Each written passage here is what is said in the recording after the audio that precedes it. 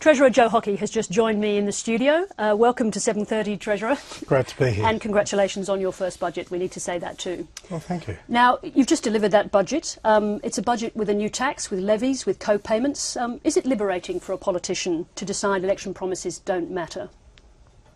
Well, I don't accept that question. The biggest, most significant promise we made was to fix the budget and strengthen the Australian economy, and we will. And this budget does that.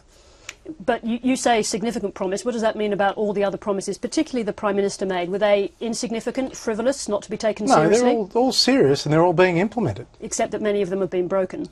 Well, that's your assertion. You are wrong. We are delivering in full on our promises, and we are going to deliver a stronger economy with more jobs and deliver a better quality of life to Australians in the future. Let's just stay with this and get this clear for a minute, because what the Prime Minister promised was tax cuts and no new taxes. We've got a new tax.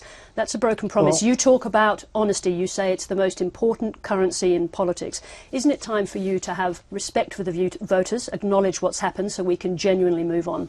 You can play those sort of games. It's not a game, but, sir. Well, you can, whatever you want to assert. The bottom line is, as we show in the documents, as a result of what we've done since being elected, taxes are lower under the coalition than they would have been under Labor. You accept that? I accept that. Okay, so that's the promise that we said we'd deliver lower taxes. We're getting rid of the carbon tax, we're getting rid of the mining tax, we're delivering tax cuts without a carbon tax. In addition to all of that, we are trying to fix the budget. Now, we can stand back and watch the house burn down, or we can actually do things that ensure that our country has a sustainable and affordable quality of life, and a number of initiatives in the budget focus on what we are going to do to improve our quality of life into the future. Just going forward, we'll come to those initiatives in just one moment, but are you saying that individual promises made by an opposition leader no longer matter? Well, we can spend the whole conversation talking about it's really, the process that's a of yes promises, or no question. Talking about the process of promises. I want to talk about the jobs we're creating. I want to talk about the infrastructure. I want to talk about what we're doing to build a stronger nation. All right, let's talk about some of the strongest themes in the budget, because you've been talking about this being pain that was going to be equally shared. So I want to ask you this. No, I didn't use the term pain that is equally shared. I said pain that is shared. I think it is important that everyone do their fair share. All right, well, let's talk about fairness. How do you explain to working families now facing higher fuel prices that mining companies, wealthy mining companies, get to keep their $2 billion diesel excise, while ordinary motorists are going to pay almost the same amount in higher fuel prices? Well, the diesel excise is a business input cost, and it's always been excluded from the tax system because they don't use roads. But do you Obviously, when you're operating a mine, you don't use roads. So therefore, the tax you put on the diesel for the mine is not going towards road building, whereas consumers, we pay a tax as part of our petrol, and we use the roads and we get the benefit. And now what we're doing is attaching the inflation increase on the excise to our road building project to make sure it's sustainable.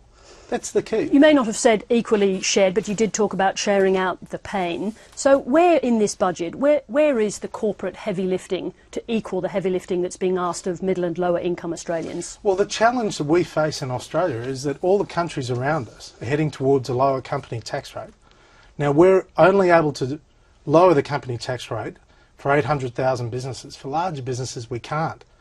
So they're doing heavy lifting in a sense that they're losing out in their competitiveness. Plus, we have a very high wage structure in Australia. So they're doing the heavy lifting. Also, we're taking away over $800 million of industry subsidies.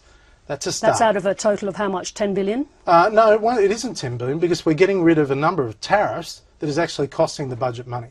So you regard that as what you've just described as heavy lifting for the corporate sector, is that right? Well, yes, but heavy lifting comes down to individuals. The corporate sector is a vehicle that represents us as individuals. We work for the corporate sector if we're employed by a company. So therefore, we all have to contribute. And as individuals, at the end of the day, it comes down to individual taxpayers. Well, let's talk about permanence then, because you have introduced a levy for high income earners, but it's a temporary levy, and yet the changes to the family payments are permanent. Why not make the deficit levy for high income earners a permanent tax? Well, they already pay a considerable amount of tax, and the highest rate is considerably high. It is relatively high. everyone has to make a small contribution in one form or another. But also a tax on income goes to their primary source of income. In relation to family supplements, it's in addition to household income. So a family payment is a supplement to the primary income of the household. Nonetheless, an argument for permanence in that higher tax rate would appear to offset some of the pain suffered by people paying disproportionately higher amounts of their wages or benefits, whatever they are. Well, we want lower taxes, not higher taxes. Look, let's look at a couple of examples. We struggled to work these out in the short time we've had available, so forgive us if we've got these sums right, but we think we're okay here.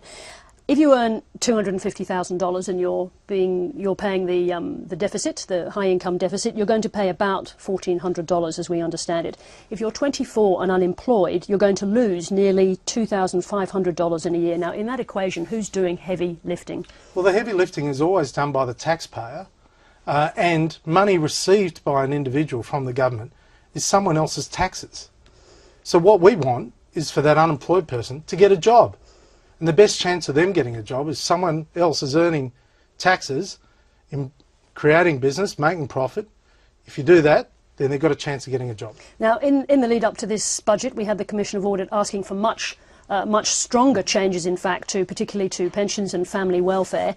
You've made a start, an important start, as you would have it, by reducing the family tax benefit down to 100,000, but if you listen to the Commission of Audit, it's nowhere near enough. Is the age of entitlement still alive in Australia? Well, there is an age of entitlement, but it is over because we want to replace it with an age of opportunity.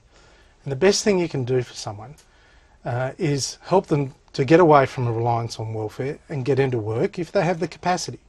And for those most vulnerable in the community, we have to ensure that the safety nets are sustainable and give them a fair go. Now, the bigger the safety net, the less you can do for those most vulnerable. But you understand that, for example, that young man on his unemployment benefits, or a young mother who's 24 years old, the proportion of what she's going to take home, she's going to struggle to understand why somebody, a wealthy Australian, is going to take, frankly, a minuscule hit to their income. Well, I don't accept that. I don't accept that because the money is a supplement for that lady. It's a supplement. So she's just going to have to understand that economic argument. Well, it's a supplement. She has a primary income elsewhere. All right, let's talk about the Medicare co-payment, because that included a significant surprise today, which is the creation of a large fund for medical research. This was always going to be a hard sell. Are you, in a way, guilting people into supporting the payment, the Medicare co-payment, by attaching it to this medical research fund? No, this is good policy. This is good policy. If we invest in research now, and we're damn good at it in Australia, if we invest in medical research now, we might find the cures for dementia or Alzheimer's or something like that. We have that capacity. We've got the innovation. We've got the brain power. That's probably an but argument we just got to put money for it. That's probably an argument for doing it anyway. Well, there's not enough money to do it anyway. That's the bottom line. You can only create these things if you contribute. So when we're asking Australians, when you go to the doctor, pay $7, and if you're a concession card holder or a child, less, it's 10 visits a year you only have to pay for. But bottom line is, if you contribute a little bit, we're going to get a lot in the future. But you understand at the same time it's going to make it much harder for the opposition and for the other parties to vote against it. Well, they should vote for good policy, and it's good policy. Now, one of the things that people, I was talking about this just a moment ago, noticed while we were sitting in the budget lockup was to do with schools and hospitals. As I understand it, that money to the states for schools and hospitals is going to be cut by $80 billion over 10 years. Are you starving the states so that they beg you, effectively, to raise the GST? Well, that's up to them. They are responsible for schools and hospitals. We don't run any schools, we don't run any hospitals. But if you cut their funding by $80 billion, they're going to have to do something. So they're going to have to start the argument, the unpopular, unpalatable argument on the GST, not you. Well, all the GST goes to the states, so that's up to them. It's up to them. An ingenious piece of politics. Well, it's good policy. What we're doing is good policy that is going to build a stronger economy. You know what? If you have a stronger economy, you have more people in work, you actually do get more revenue as a government. Now, in that putting off of the $80 billion or the reduction in funding to the states of $80 billion, where is the ongoing funding, the Gonski funding, to improve equity or well, we committed. funding well, you across our asked us schools? to keep to our election promises, and we are. We said we'd fund 4 years of Gonski, and we are funding 4 years of Gonski. In fact, we're topping it up. So we actually put more money in after Labor ripped it out. We're putting more money into Gonski. But we said 4 years and that's it. And we're true to our word. So what happens after those 4 years? With that $80 billion reduction, does that mean that Gonski funding comes to an end at that point? Well, I expect the states will deal with it as they choose to deal with it. They run the schools. We don't run a school. Now, two of the more controversial tax hikes in this picture, that's the deficit levy and the Medicare co-payment. Two of the more controversial? Well, there are only two tax adjustments of any substance. Is that what we're going to call them now? Of any substance. So any tax changes, if you like, or whatever you'd like to call it. New taxes. But whatever you'd like to call it, there's two. You know, there's actually fewer than any of the previous budgets from the previous government. They're still that's taxes. A good sign. I don't need to teach you, Treasurer, what a tax is. You know that a co-payment, a levy and a tax are all taxes by any other name. Am I correct? Yes. So there are new taxes in your budget. There are increases in taxes. New taxes in your budget. Those co-payments and levies are not necessarily going to have, we'll find out more tonight, but they're not necessarily going to have the support to get through the Senate. How do you propose to plug the hole from that revenue if they don't get through? Well, we'll wait and see what happens with the Greens and the Labor Party, but they've been pretty reckless so far, so I assume they'll continue their path. Do you have a contingency plan if they vote against them? Well, no, our job is to lay down the policy that is good for the nation. Now, if Labor and the Greens don't want to support that, that's their call. But already, the Labor Party is opposing budget savings that they themselves took to the last election. They're not only opposing our promises at the last election, they're opposing their own promises at the last election to improve the budget bottom line. And just briefly, how committed are you to those changes? If they vote against them, or are you prepared to go to a double dissolution? Well, we are putting up our plan to make the economy stronger. We make no apologies for that. The best thing we can do is what's right for the nation, and we expect that the Labor Party, the Greens and everyone else will do what's right for the nation. We'll find out more this evening. Thank you very much indeed for joining us, Treasurer. Great to be here.